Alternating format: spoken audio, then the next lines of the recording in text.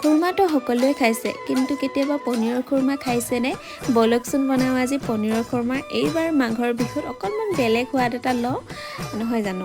তাৰ কাৰণে মই লৈছোঁ 1 বাটি চেনি, 1.5 গিলাচ পানী আৰু 2-3টামান ইলাচি আৰু অকণমান য়েল্লো ফুড কালাৰ এটা দিছোঁ, যাতে অকণমান য়েল্লো হয় আৰু পনীৰকে মানে খুৰমা কেইপিচ। তাৰপিছত চেনিখিনি যেতিয়া গলি গ'ল, এইফালে লৈছোঁ 1 বাটি পনীৰ, মানে এপোৱা জোখৰ আছে হা। গোটেই পনীৰখিনি দি দিলোঁ।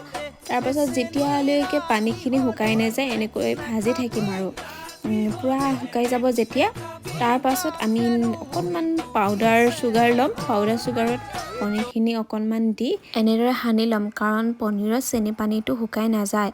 এনেদৰে সানি ল'লে এপিচ এপিচ হৈ থাকিব। তাৰপাছত অকণমান চালনীৰে চালি দিব দেই, যাতে বাহিৰৰ এক্সট্ৰাবোৰ ওলাই যায় আৰু। এনেদৰে আজি আমাৰ পনীৰৰ খুৰমা ৰেডি। কেনেকুৱা লাগিলে জনাব দেই। আজিলৈ বাই।